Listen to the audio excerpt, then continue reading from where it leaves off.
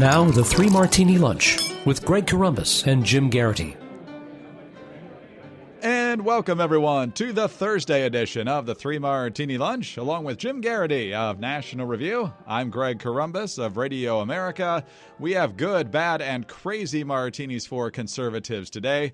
We're also thrilled to announce that starting today, at least in the Kindle version, you can get Jim Geraghty's brand new book, Between Two Scorpions. We'll be talking about that quite a bit more later in the podcast, but as we kick off here today, Jim, congratulations. Thank you, Greg. And we should clarify, you can also pre-order the paperback version today. And when Greg says we'll be talking about this later in the podcast and for much of the rest of the year. So don't worry if you missed part of today's podcast.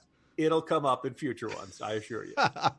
Excellent. Well, we'll get to that in just a moment. We start with the Good Martini, in addition to Jim being published once again. Let's start with a roll call. Republican State Representative Fred Keller easily defeated Democrat Mark Friedenberg in a special election Tuesday in Pennsylvania's 12th district. With 98% of precincts reporting, Keller led the Penn State professors 67.8% to 32.2%.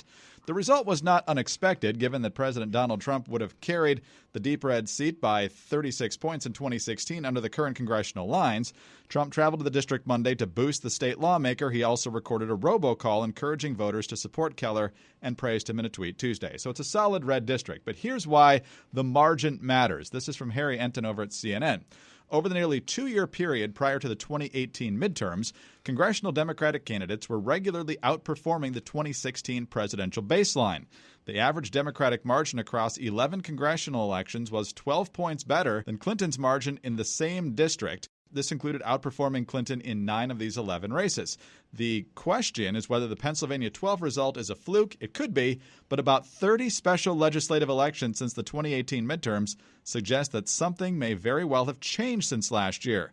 According to data collected by, daily cost elections, Democrats have only been outperforming Clinton's margin by about 3 points heading into Tuesday night in these state legislative specials. So, Jim, we got a long way to go. Who knows where the momentum will be? My guess is both sides will be highly motivated come the fall of 2020.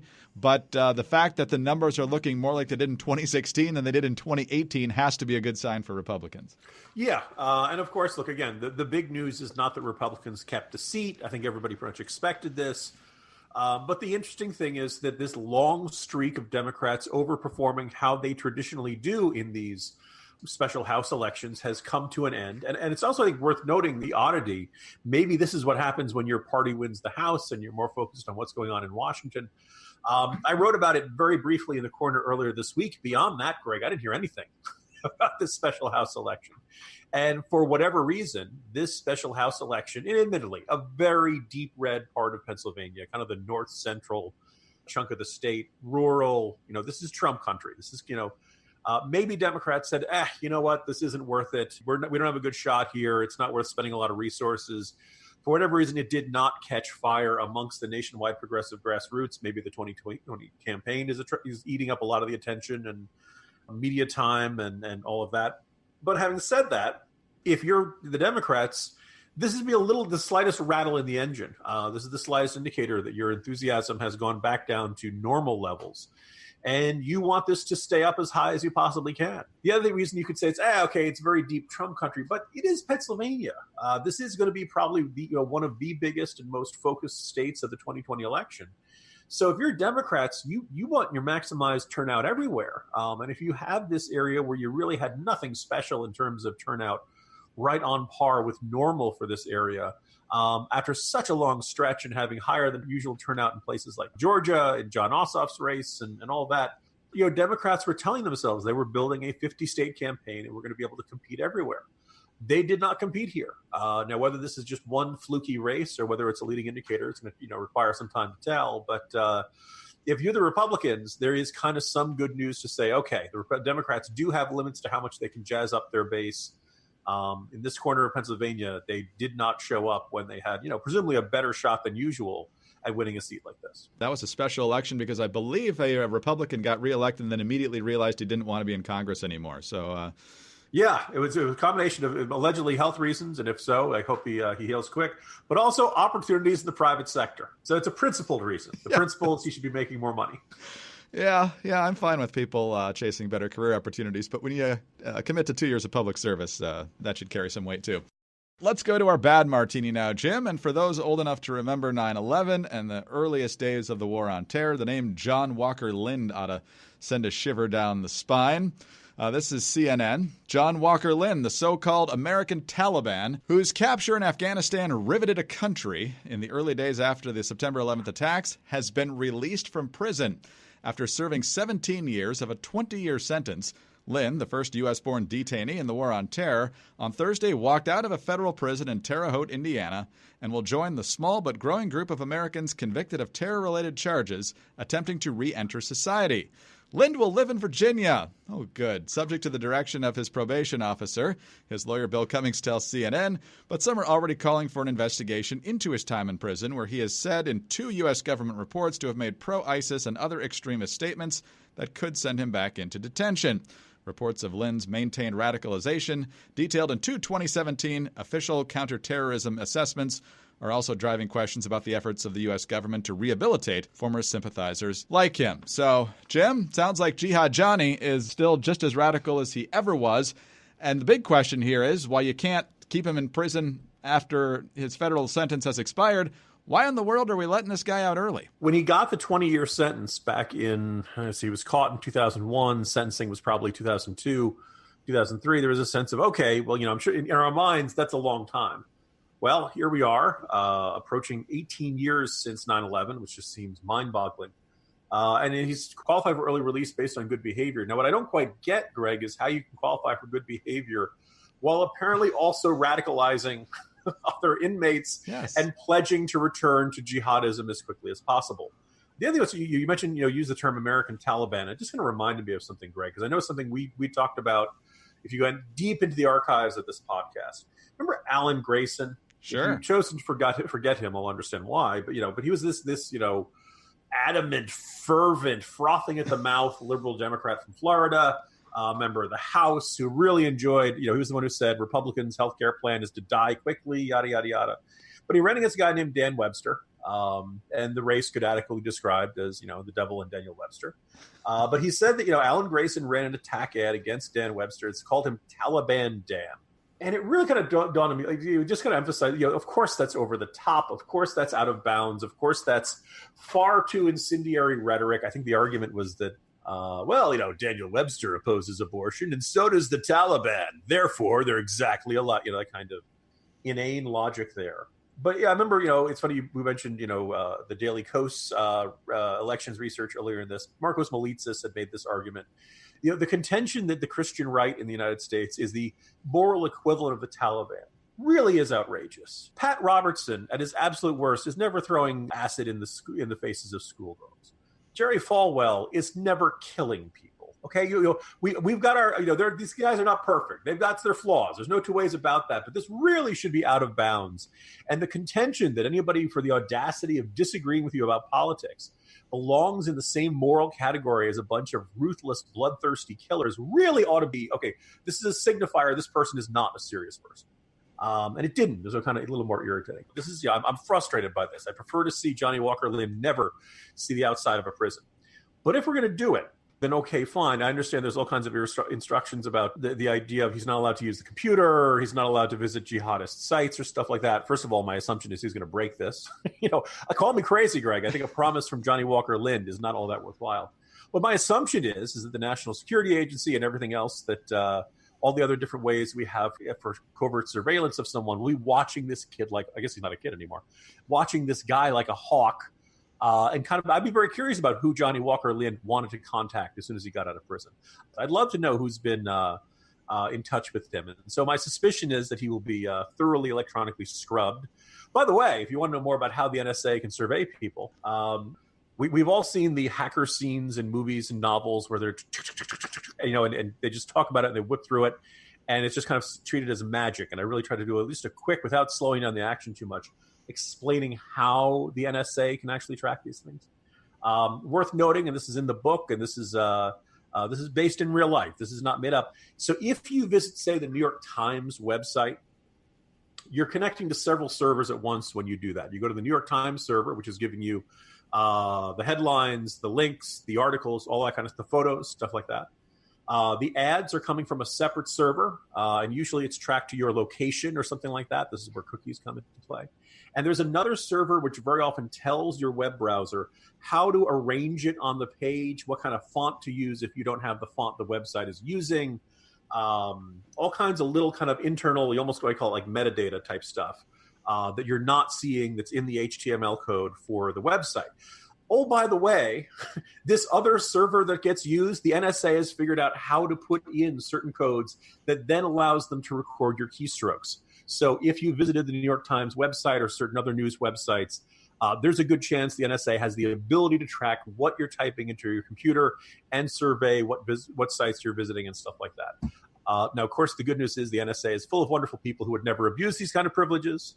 Greg, one of the fun things about writing a thriller is you don't have to worry about the civil libertarian aspects of the technology you're writing about. Because, the good guys are the good guys. They'll never abuse these powers. So, but anyway, so that's real. And my suspicion is if Johnny Walker Lindh if every computer anywhere near Johnny Walker Lindh doesn't already have this type of surveillance code, my suspicion is that all of them will have it very soon. So to me, that's the silver lining of what seems like a not fully thought out decision by our justice system.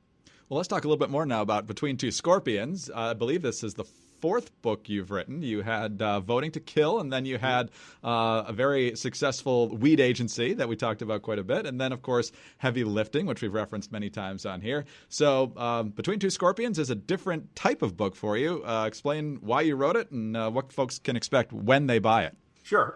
Sheer emotional catharsis, people.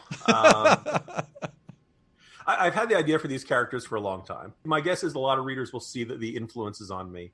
Firefly, the wacky Mission Impossible, Alias. Anytime you've got kind of the wacky team of misfits, the folks who have a bunch of people, everybody's got one thing they're good at, and probably some sort of offsetting weakness or challenge or aspect of them where they're not perfect for the mission. The idea of you put all these people together and each one has some sort of gift or talent or thing that makes them capable of pulling together and achieving the mission. The first draft I was just started in 2015. This is not overtly a political book, but there's a lot of me in it, which means if you're looking for it, you might see some things. One of the ideas I played with was the idea of, you're thinking about terrorism, you think about the post 9/11 world, you think about the sort of things that keep us frightened and keep us scared. And by the way, when I was first writing this, things like San Bernardino were going on. Things like Orlando were going on. The Bataclan attacks and over in Paris. And so the question is, when you think about jihadist terrorism, as bad as it is, and it's pretty darn bad, these people don't really understand Western culture. They don't really understand what makes us tick. Al-Qaeda thought knocking over the Twin Towers was going to destroy the American economy. And I thought about what would happen if there was an enemy who really took the time to understand America, who really figured out how to press our buttons, who knew what we were afraid of, and what would stir up fear and anger and paranoia and an inclination to lash out at our fellow citizens. And this, as the political environment has changed year to year since I first started this project, it's only become even more resonant for that. So, I try to think about what scares me when putting together these villains, and it was, it's terrorism, it's school shooters, it's psychos, and it's spiders, Greg. There are lots of snakes and spiders and critters and animals. There's very much an element of Indiana Jones, and nature is out to kill you. That feeling. For everyone who's ever gone camping and had terrible experiences with fire ants and stuff like that, there are scenes in this book that are designed to make you terrified of going outdoors. Well, you're not kidding. This really is a catharsis for you, isn't it? It is. And so hopefully it doesn't turn into people saying, wow, this is a great book, and not so much, wow, Jim needs therapy. And I will say, Jim was kind enough to share a little bit of the book with me yesterday. It does not take you long to get hooked. I was hooked right away. I'd say you're in the middle of the plot about as fast as you are in Die Hard 3. It starts right away, and so you're in it and you're hooked, and it's great writing. So please, Between Two Scorpions, get it on Amazon now, pre-order the hard copy, or get it on the Kindle right now. So be doing that, and as Jim said, we'll be mentioning the book quite a bit coming up. Let's get to our crazy martini now, Jim. And speaking of villains, let's talk about Michael Avenatti. He, of course, gained fame as the attorney for adult film performer Stephanie Clifford, also known as Stormy Daniels. But now that relationship, well, let's just say, when Stormy Daniels said a few weeks ago that she'd have more to say about Michael Avenatti, I think we now know what she meant. NBC News. Federal prosecutors filed additional charges against high-profile attorney Michael Avenatti on Wednesday, claiming the frequent White House critic pocketed almost $300,000 from former client Stormy Daniels. Daniels was owed money from a book deal, and Avenatti allegedly used a fraudulent document purporting to bear his client's name and signature to convince his client's literary agent to divert money owed to Avenatti's client to an account controlled by Avenatti, according to a statement by federal prosecutors. A senior federal law enforcement official told NBC News that victim one, who was allegedly bilked by Avenatti, is Stephanie Clifford, otherwise known by her stage name, Stormy Daniels. The publisher gave money to Daniels' agent, and the former adult film star was supposed to receive two payments of $148,750, according to the indictment. But Avenatti had the money sent to funds that he controlled. The U.S. attorney in this case is Jeffrey Berman, Southern District of New York, who says, quote, as alleged, he used his position of trust to steal in advance on the client's book deal. As alleged, he blatantly lied to and stole from his client to maintain his extravagant lifestyle, including to pay for, among other things, a monthly car payment on a Ferrari. Far from zealously representing his client, Avenatti, as alleged, instead engaged in outright deception and theft, victimizing rather than advocating for his client. Avenatti quickly responding, saying on Twitter, no monies relating to Ms. Daniels were ever misappropriated or mishandled. She received millions of dollars worth of legal services, and we spent huge sums in expenses. She directly paid only $100 for all that she received. I look forward to a jury hearing the evidence. So, Jim, I don't think either of us are exactly shocked by this. So what do you make of Michael Avenatti basically ripping off the person who made him famous? Not surprising in the sense that her complaints and hints in this direction were pretty clear. I don't know about you. I actually feel this is not sarcasm. I really feel bad for Stormy Daniels. I do too. That she really does seem to always end up involved with men who do not have her best interests at heart and who are interested in manipulating her for their own gain. This is, look, she, whatever you think of her, she earned that advance and she earned that money from the publisher by herself. And Avenatti basically committed thievery and robbery to get it. Now, I think is really kind of jumping out of, we were discussing this earlier today at National Review and had the observation. When you hear that, say, Charlie Rose is a creepy sex perv, that's kind of surprising. That's not fitting with the, even tone gentleman we saw on PBS all those years. But Avenatti, everybody seemed to have this guy pegged from day one. The moment he popped up on the national stage and the cable news networks, and he basically stayed at the national news networks, sleeping on the couch, it seemed, popping up on them on more hours and more frequently than Anderson Cooper.